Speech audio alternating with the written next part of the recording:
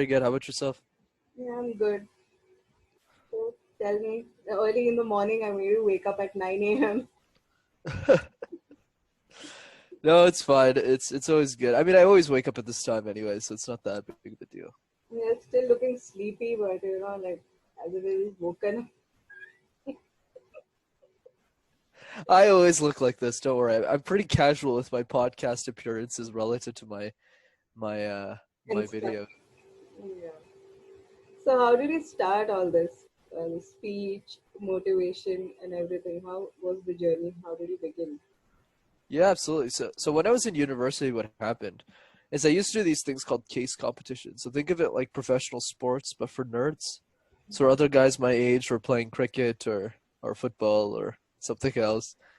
I was doing presentations. That's what I did competitively for 3 years. I presented over 500 times, coached a bunch of people on public speaking. And then when I joined the corporate world and I wanted to be, an executive or do things like that, I asked myself a very different question, which is how do I make a big impact in the world? And I realized that a lot of the content on YouTube was really bad. It's terrible. You hear a lot of bad advice like, oh, like picture everyone in their underpants or, be yourself. And I'm just like, what do you do with this stuff? So I started making videos in my basement. One thing led to another, and here we are today. Okay. But I saw a post where you said that it's like you had shifted to a lot of cities or something like that, and because of French, you couldn't speak the language and something like that. Was it because of the childhood experiences that led you into motivational speaking? Yeah. Yeah, absolutely. That's a great point. So I'm born and raised in a city called Montreal in Canada, and like you mentioned, French is a required language there. So when I was 5 years old, my parents looked at me and they said, "Well, Brandon, you're gonna have to learn French, buddy. So we're gonna send you to French school." So not only was I uncomfortable presenting in general, like most of us, I had to present in a language I didn't even know.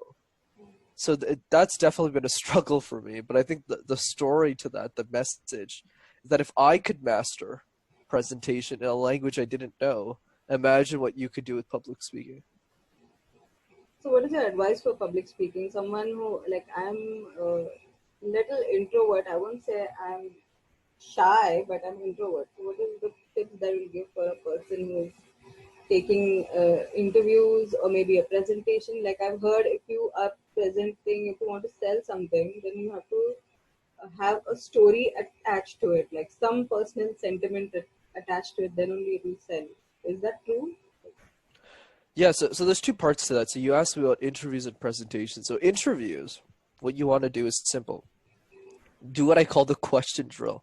So the question drill is you get a group of friends or people that are critical to ask you hundreds of questions about your presentation.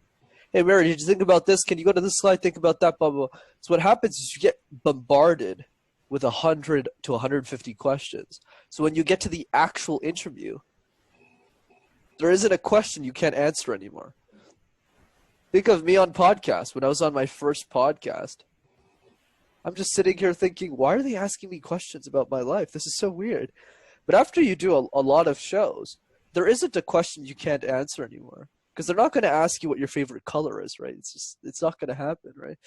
So just a question drill. Ask yourself hundreds of questions. Get people to just drill you for a couple of hours. That's easy. Presentations.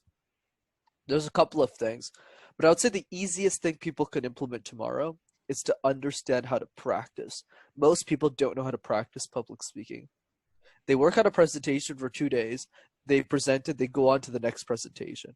Whereas the best speakers in the world only present one or two things, but they do it hundreds of times. They present it so many times that it's perfect. So my advice to people is you want to present the same thing 200-300 times, and that's what's really going to make you a top 1% speaker. Right. So how do you like, suppose if somebody is giving a speech or if I'm giving a speech and I stammer in between, what do I do? If I forget everything, it goes blank.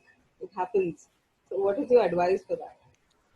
Right. So in my opinion, from what I've seen, it usually doesn't happen if you give the same presentation 50 times. What happens in that situation, Mary, is that happens when it's your first or second time presenting it, and then you're there like, oh no, like what's my content? What am I supposed to do here? But when you do this 50 times, the same presentation over and over and over again, these blanks don't happen anymore. And if they do, they happen a lot less than usual. So my advice is pick a problem that you can easily solve for somebody, something you're really good at. So maybe for you, how to do a podcast or something, or this very podcast. And then you make a presentation around that. It's something you're comfortable with. It's something that you're an expert in. And as you get really good at that presentation, that gives you the confidence to present anything better. Why do you hate cue cards? I've seen it like you've written you hate cue cards. Why is that?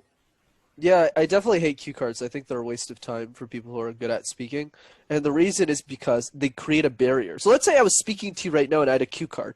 Give me 1 second, Mary. Let me just read my cue card to see what answer I have. What happens is as I take a cue card, I create a barrier between you and me.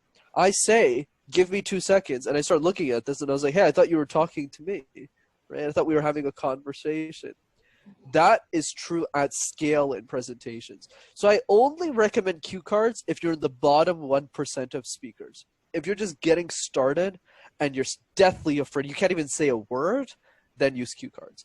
But that's not true for most people. Most people can say a couple of sentences and speak for 3 minutes without cue cards, without panicking. So my advice is ditch them because most people who use them don't need them. So, like I said, for brands, like, is it important to have like a backstory or something emotionally connected with the product if you want to sell it? I've seen it with 2, 3 posts. Like, Yeah, absolutely. I think Simon Sinek talks a lot about this. It's this idea of most people talk about the what and the how. This is what I do right here. This is my service. How do I do it? This is how I do the service. But most people don't talk about why they do the service. So as you noticed, when I give a podcast interview, I'm not talking about the what or the how of my services. I'm only talking about the why. Why did I start this? Why do I believe it's important? So then people who are interested in the services after. So in my opinion, back to Simon's point, I think it's important for brands and organizations to think about the reason why they do what they do and to communicate it in such a way that the people who need to hear it do. so then, like, I really want to know why. What is your journey till now? How did it carry on till the YouTube you have written that don't burn the bridges, like instead reinforce them. So what is that like? Shouldn't we like stay away from negative people or all those kind of things? What is the thought behind it?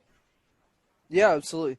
I think the way that I think about, my success and everything I've accomplished in life is this idea of how many or how do you know how to build relationships long term? If I've looked at everything that I've done, I would say that the number one most important thing is building the right key relationships.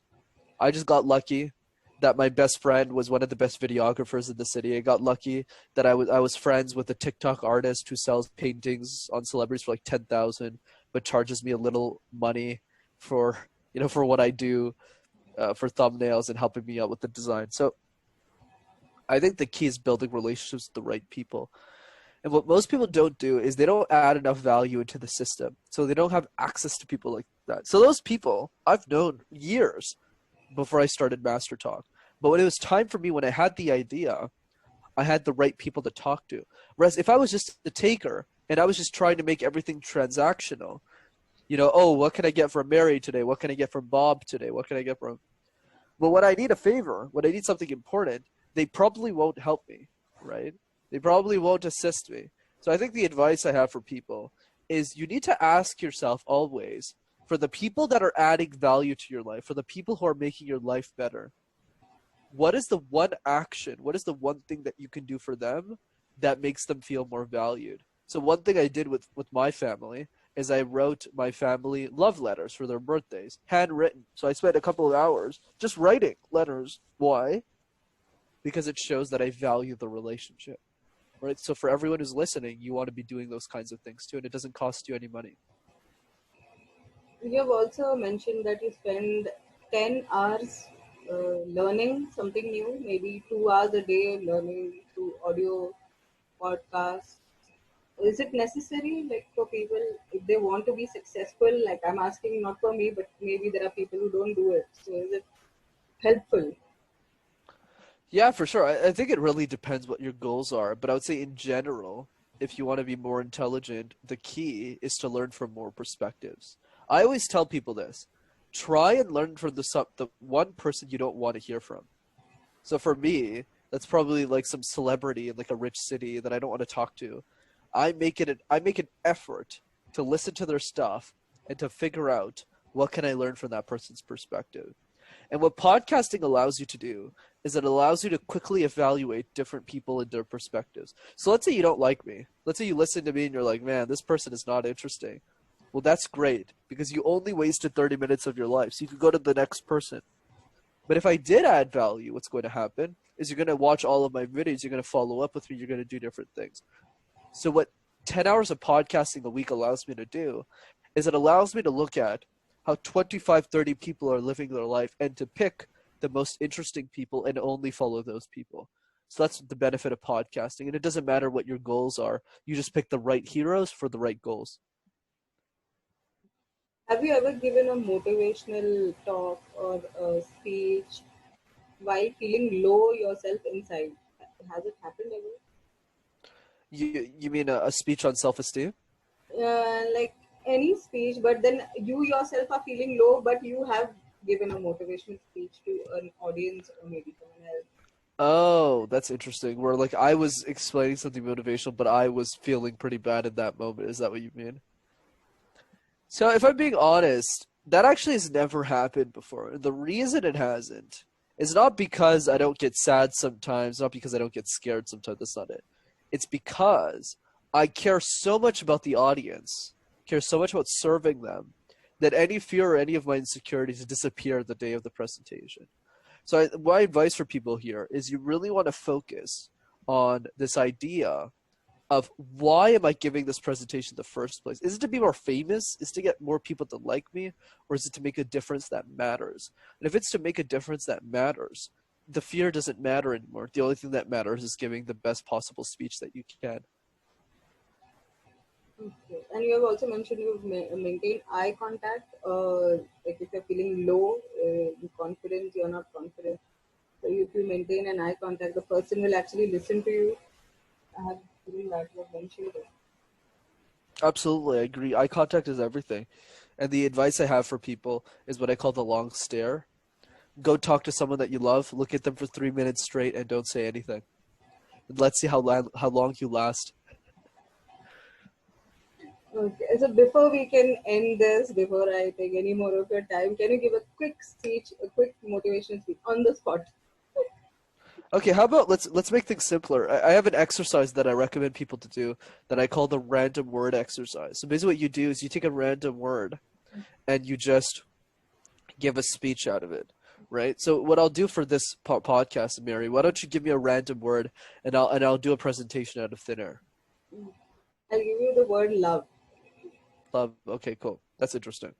Okay, so this is what I would say for love. Love is an emotion, is a feeling that means different things for different people. Some people look at love and imagine this romantic journey in a relationship. Other people look at love and say, wow, I can't believe that she's right next to me. And some people look at love as family love, as friendship love. Love is a beautiful feeling, however you interpret it, but love is also something that we all need. If we push for more love, if we try and be more lovable, if we spread more joy to everyone around us, maybe the world will just be a lot better to live in. So I encourage you all today, as you listen to this show and as you listen to what I say, that don't just look at love from one perspective. Learn to love in all perspectives, because it's those perspectives that will allow you to live a very rich and multidimensional life.